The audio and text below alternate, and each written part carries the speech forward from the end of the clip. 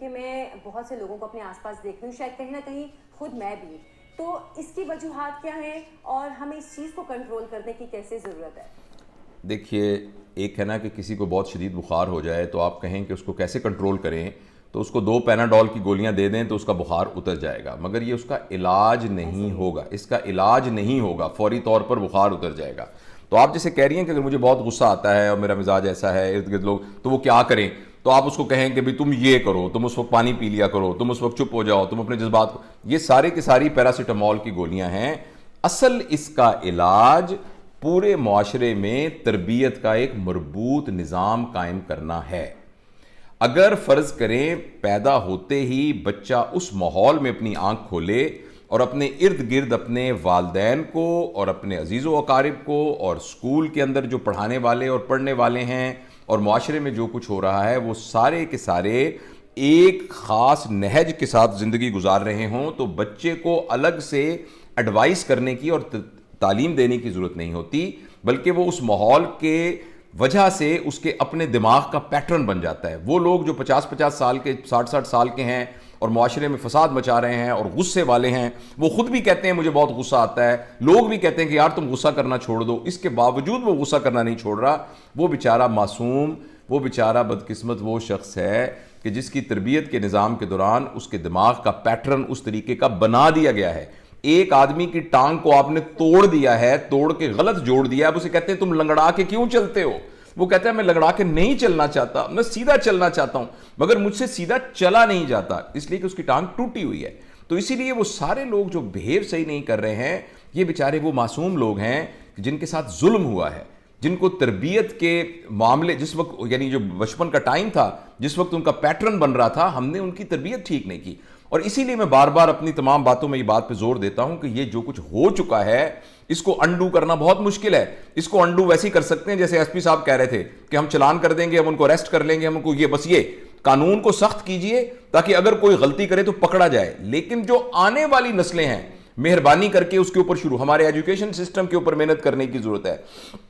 ہر وہ بچی اور ہر وہ لڑکا بچہ جس کی شادی ہونے والی ہے، اس کے لیے آپ نے ہال بک کروایا ہے، اس کے لیے فوٹوگرافر کو بک کروایا ہے، اس کے لیے بیوٹی پارلر کو آپ نے 6 مہینے پہلے بک کروایا ہے، مہربانی کر کے اس کو 10 گھنٹے کا کوئی پیرنٹنگ کا کورس بھی بک کروا دیں، اور یہ مفت اویلیبل ہے سارا پاکستان کے اندر۔ سلمان آصف صدیقی صاحب ہیں، ساحل ادیم صاحب ہیں، اور بہت سے لوگ ہیں، اور جو کہ ایک نہ، اور میں بھی ایک ہمبل اپنی کیپیسٹی کے اندر لگا ہوں، یوٹیوب پہ آپ لکھیے پیرنٹنگ، آپ کو پورے کے پورے کورسز مل جائیں گے مفت فی سبیل اللہ۔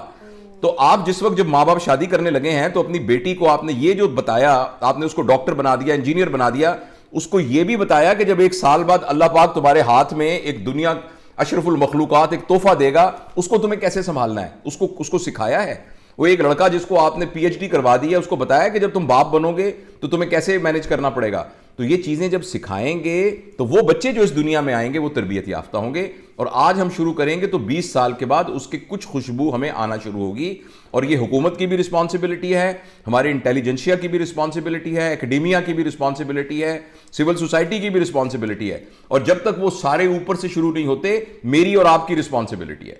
لیکن اصل میں بات ہماری وہیں جا کے ختم ہوتی ہے کہ اس کے پیچھے ایک مربوط تربیت کا نظام چاہیے، اس کے لیے بنا ہوا انسان چاہیے۔ ہم ترقی کو یہ سمجھتے ہیں کہ بلڈنگز بنا دیں گے، سڑکیں بنا دیں گے، یہ تمام چیزیں بھی ضروری ہیں، مگر انسان بنانے کا کون سا نظام ہمارے ہاں موجود ہے؟ آپ کہیں گے اسکول کے ادارے ہیں، تعلیمی ادارے ہیں، تعلیمی ادارے پیسہ کمانے والی مشینیں بنانے کے ادارے ہیں۔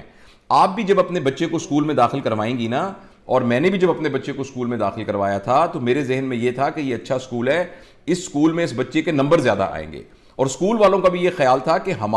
ہمارے ہاں بچوں کے نمبر بہت اچھے آتے ہیں، جس کی وجہ سے بچوں کو پروفیشنل کالجز میں داخلے مل جاتے ہیں، پھر ان کو اچھی جاب مل جاتی ہے۔ تو جو ہمارے تعلیمی ادارے ہیں وہ بالکل علم کے اصل مقصد سے ٹوٹلی ہٹے ہوئے ہیں۔ علم کا اصل مقصد انسان کا بنانا تھا، ہم نے علم کا مقصد انسان کو پیسہ کمانے والی ایک مؤثر مشین بنانے کے لیے استعمال کیا ہے۔ تو اس لیے یہ جو کچھ بھی معاشرے میں آپ کو نظر آ رہا ہے، عورتوں کے حقوق نہیں مل رہے، اور مردوں کا استحصال ہو رہا ہے، اور یعنی جاب کے اوپر جو ہے جینڈر ڈسکریمنیشن صحیح ہو رہی ہے، اور یہ جو بچوں کو ہم ساتھ ظلم کر رہے ہیں اور چائلڈ لیبر ہے اور یہ جو اغوا ہو رہے ہیں، یہ تمام چیزوں کے پیچھے بنیادی طور پر ہماری وہ کوتاہی ہے کہ ہم نے انسان بنانے کی کوشش نہیں کی ہوئی. اور یہ کوشش بہت آسان ہے، یہ بہت ممکن ہے، یہ بہت ممکن ہے اگر ہم تھوڑی توجہ دیں. بہت شکریہ پروفیسر ڈاکٹر جاوید اقبال صاحب، آپ کے وقت کا، آپ کی گفتگو کا.